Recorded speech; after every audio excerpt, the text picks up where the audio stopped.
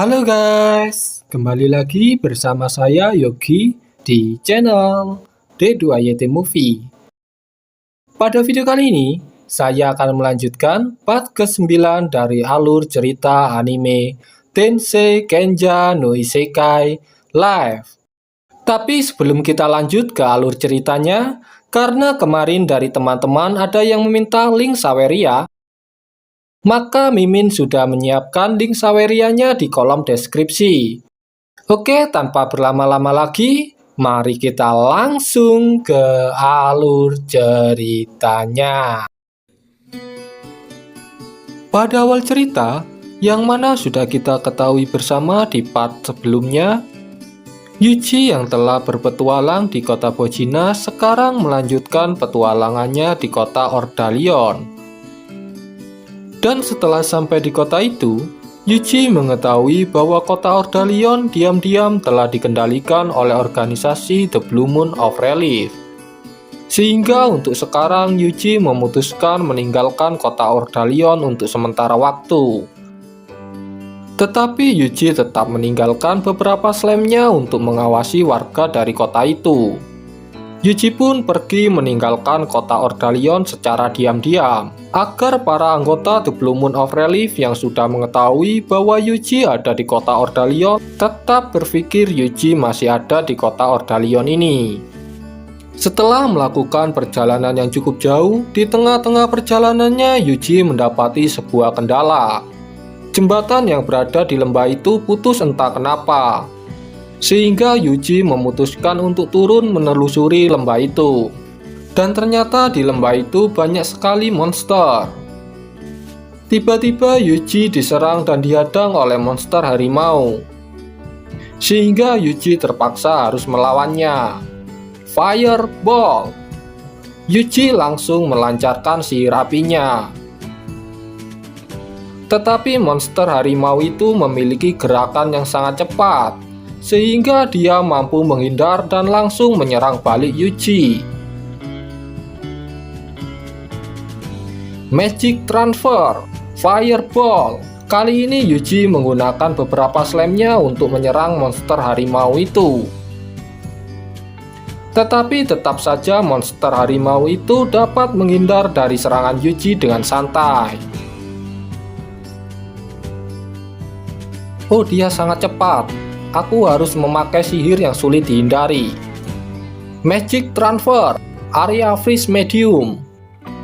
Monster harimau itu pun dapat dilumpuhkan oleh Yuji.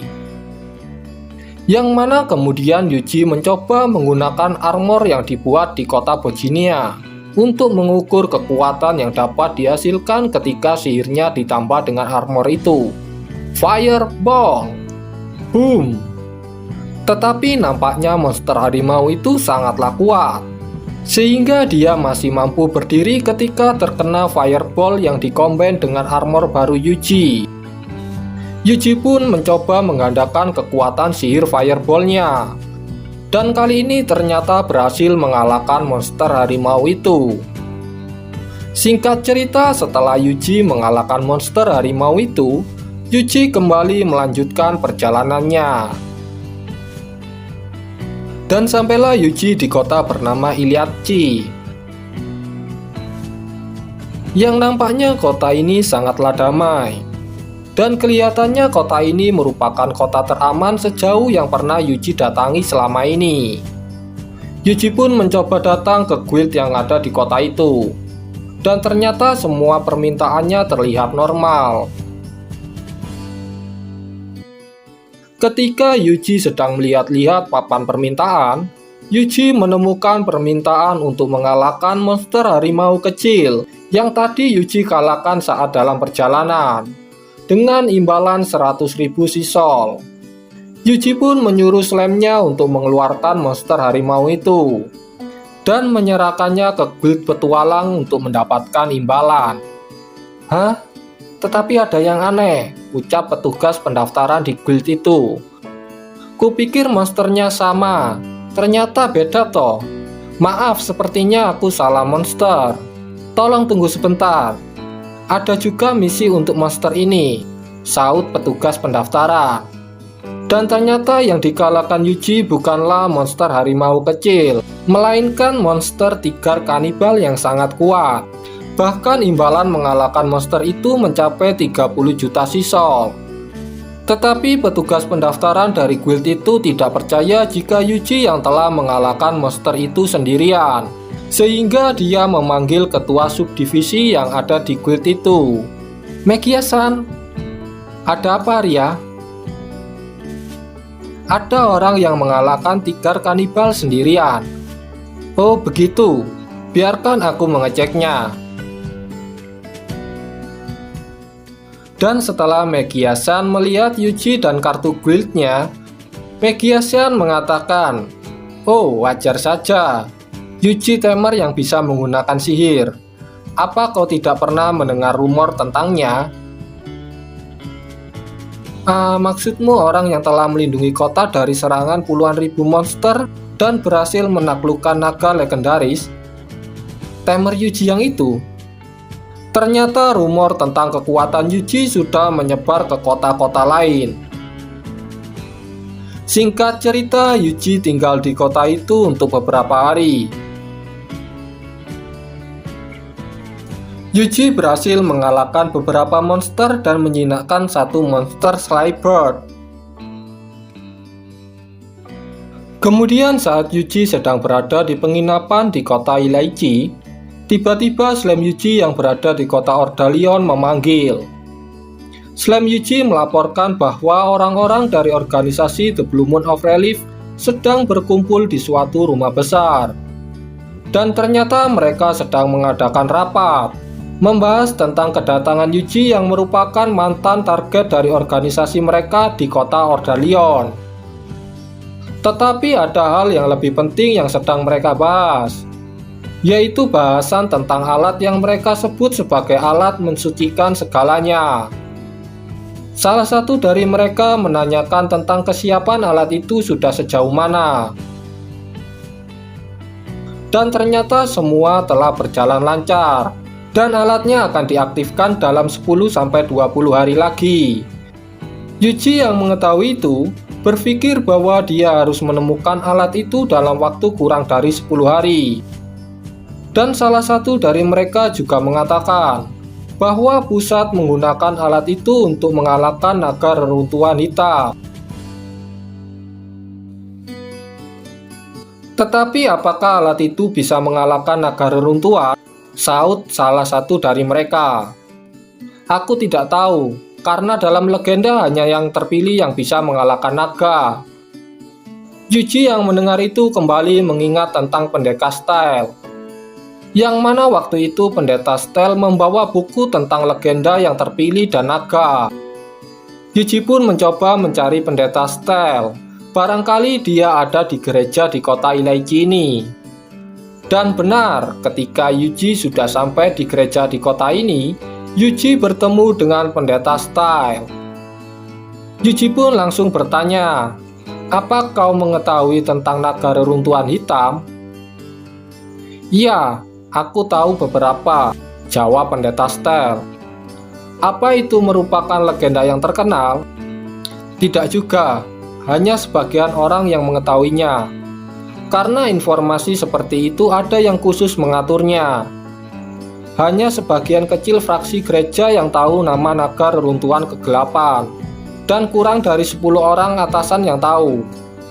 Kemudian Pendeta Style juga menjelaskan tentang naga itu kepada Yuji, bahwa naga reruntuhan kegelapan adalah naga mistis yang dikalahkan oleh sang yang terpilih. Dikatakan akan terjadi 7 hal yang tidak biasa di seluruh dunia sebelum kemunculannya. Dan Pendeta Style hanya tahu 2, yaitu pertama kemunculan monster kegelapan, yang kedua bulan akan mengeluarkan cahaya biru di angkasa. Mendengar kata bulan biru, Yuji mengingat tentang organisasi The Blue Moon of Relief. Sehingga Yuji kemudian bertanya tentang alat yang akan mensucikan segalanya. Dan Pendeta Style membenarkan tentang adanya alat itu, yang mana alat itu memang dulu dibuat oleh gereja kuno untuk mengalahkan naga jahat. Tetapi sebenarnya alat itu tidak mempan untuk mengalahkan naga, Karena dulu alat itu pernah dicoba sehingga populasi dari dunia berkurang setengahnya. Tetapi sejarah mengatakan bahwa itu disebabkan oleh naga, bukan karena alat itu. Oh, jadi alat yang menyucikan segalanya malah yang menyabotase kita, jawab Yuji. Yuji pun menanyakan kepada pendeta Stell tentang keberadaan dari alat itu sekarang. Tetapi ternyata pendeta Stell tidak tahu tentang keberadaan alat itu. Kemudian pendeta Stell menyarankan Yuji untuk mencoba mencarinya di kota Marnea. Yuji pun langsung bergegas pergi ke kota itu. Karena sekarang Yuji memiliki monster baru yaitu Slybird, maka Yuji dapat memantau dari udara. Sehingga Yuji dapat menemukan kota Marnea dengan mudah ketika Yuji berada di tengah hutan yang dekat dengan kota Marnea. Saat Yuji menggunakan Share Senses, Yuji melihat kota itu sama seperti kota pada umumnya. Tetapi ada sesuatu yang aneh. Ada suatu bangunan di kota itu yang dijaga sangat ketat. Yuji yang curiga mungkin ada sesuatu di dalamnya memerintahkan Slybird untuk menyusup lewat udara dan menjatuhkan beberapa slime di dekat bangunan itu. Para slime yang sudah ada di dekat bangunan itu mulai masuk dan berhasil. Ketika sudah ada di dalam ruangan itu, para slime Yuji melihat seseorang dengan tatapan mata yang kosong bergerak seperti zombie. Dan ketika ia ingin melewati sebuah pintu, dia mengatakan kepada penjaga, "Nomor 5267 ingin melaporkan tugas penyucian." "Izin diterima," jawab si penjaga. Pria seperti zombie itu pun masuk ke dalam. Para slime pun juga mengikutinya, sampai di mana orang itu masuk di ruangan yang mana di ruangan itu terdapat sebuah labu besar dengan isi semacam cairan. Dan mereka terlihat melakukan sebuah ritual dengan menggunakan darah mereka. Yang mana setelah Yuji selidiki, Yuji menemukan bahwa cairan dari ritual itu dimasukkan ke dalam tong-tong. Yang kemudian tong-tong itu dibawa ke dalam sebuah tambang di kota Marnea.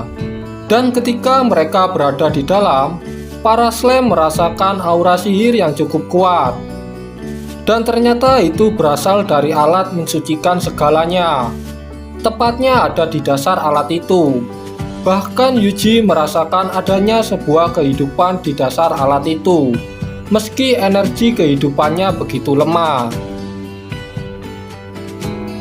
Dan benar, ternyata di dasar ada seekor naga yang sangat besar. Naga itu disegel dengan sihir kuat. Dan ujung alat mensucikan segalanya menancap ke punggung naga itu.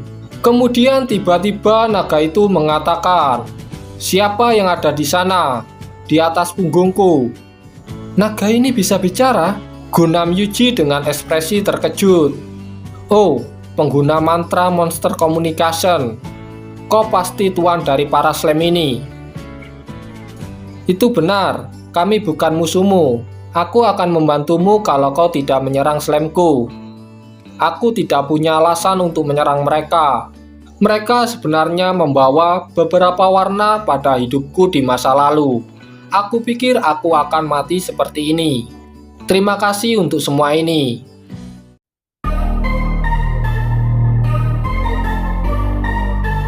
Oke, sampai di sini dulu untuk part 9-nya. Untuk part selanjutnya kita lanjut di minggu depan. Thanks for watching. Jangan lupa like, komen, dan juga subscribe agar channel ini terus berkembang. Oke, see you next time.